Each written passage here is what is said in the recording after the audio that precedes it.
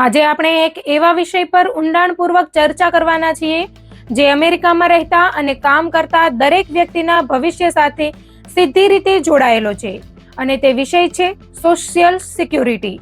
જો કે આપણે બધા દર મહિને આપણા પગારમાંથી આ સિસ્ટમમાં પૈસા જમા કરાવીએ છીએ, પરંતુ આપણામાંથી બહુ ઓછા લોકો એવા છે જેઓ ખરેખર જાણે છે કે જ્યારે આપણે નિવૃત્ત થઈશું ત્યારે આપણને કેટલા પૈસા મળશે અને તે રકમ કઈ રીતે નક્કી કરવામાં આવે છે.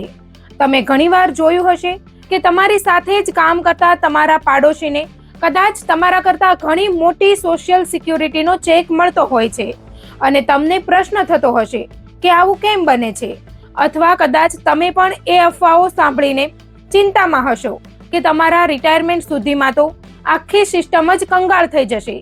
આજે આપણે આ બધી મૂંઝવણો અને અફવાઓનો અંત લાવીશું અને ગણિતના જટિલ સૂત્રોથી લઈને સોશિયલ સિક્યુરિટીના ભવિષ્ય વિશેની દરેક નાની મોટી વાતને સરળ ભાષામાં સમજીશું.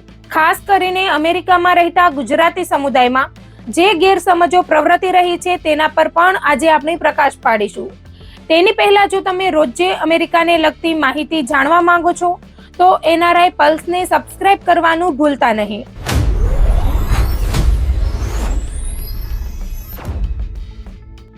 આ ચેનલમાં અમેરિકામાં રહેતા ગુજરાતીઓના રોજ બધા અપડેટ જોવા મળશે. સૌથી પહેલા તો આપણે એક બહુ મોટી ગેરસમજને દૂર કરીએ કે જે 35 વર્ષના નિયમ વિશે છે.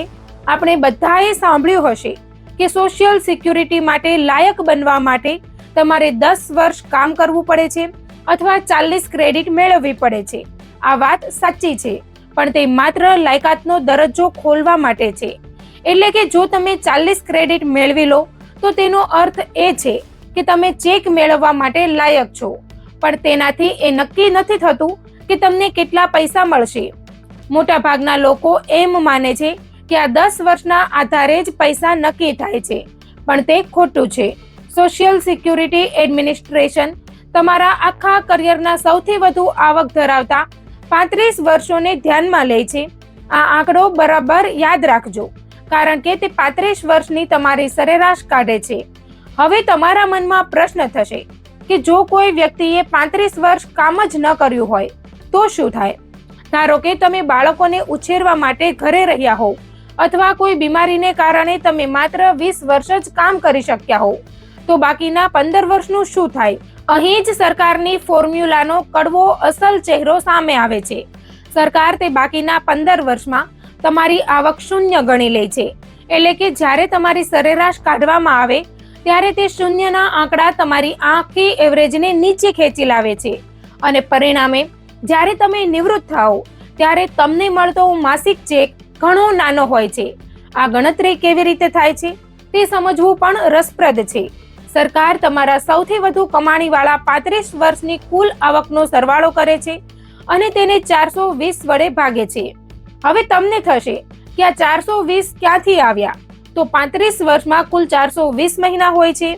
આ રીતે તેમને તમારી સરેરાશ માસિક આવક મળે છે, જેને ઇન્ડેક્સ મંથલી અર્નિંગ કહેવાય છે. તે પછી તેના પર ફુગાવાને ધ્યાનમાં રાખીને એક ખાસ ફોર્મ્યુલા લગાડવામાં આવે છે, જેને પ્રાઇમરી ઇન્સ્યોરન્સ એમાઉન્ટ અથવા તો PIA કહે છે. આ કોઈ સાદું ટકાવારીનું ગણિત નથી, પણ તેમાં તમે કઈ ઉંમરે નિવૃત્ત થાઓ છો તે પણ બહુ મહત્વનું છે. જો તમે 62 વર્ષની ઉંમરે વહેલા નિવૃત્ત થાઓ તો તમને ઓછા પૈસા મળે, પણ જો તમે 67 વર્ષની પૂરી ઉંમર સુધી રાહ જુઓ તો તે રકમ ઘણી વધી જાય છે.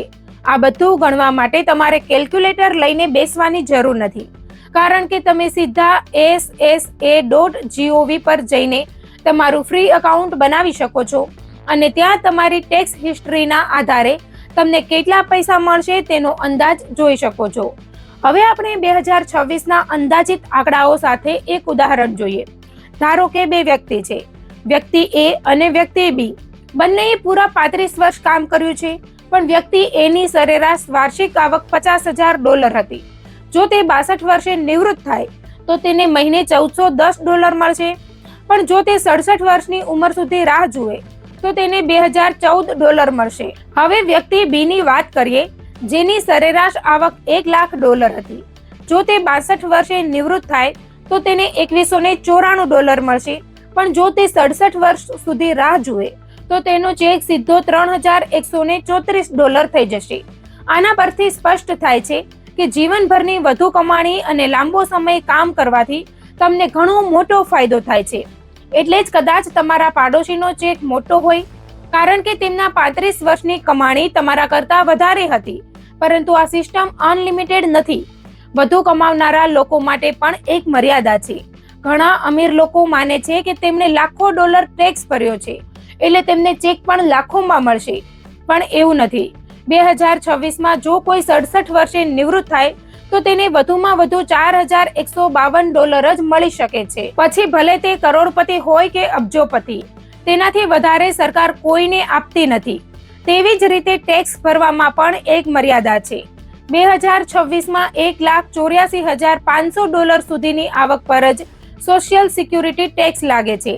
જો તમારો પગાર $2 લાખ હોય તો પણ $1,84,500 થી ઉપરની રકમ પર ટેક્સ કપાશે. $1,84,500 ઉપરની રકમ પર ટેક્સ કપાશે નહીં. આ કારણે વર્ષના અંતમાં તમારો ઘરે આવતો પગાર થોડો વધી જતો હોય તેવું તમને લાગશે.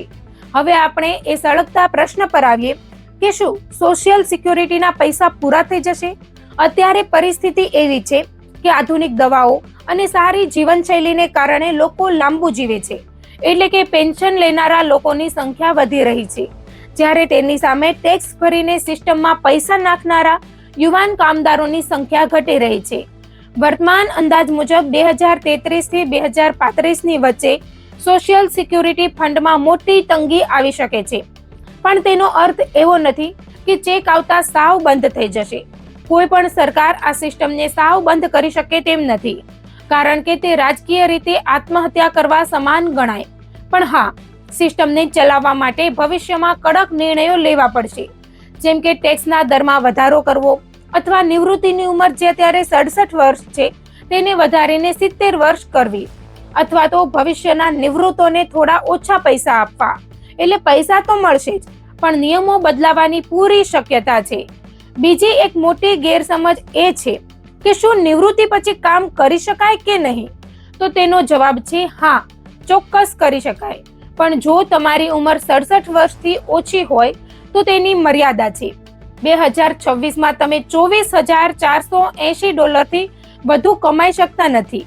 જો તમે તેનાથી વધુ કમાશો તો સરકાર તમારા સોશિયલ સિક્યુરિટીના ચેકમાંથી પૈસા કાપી લેશે.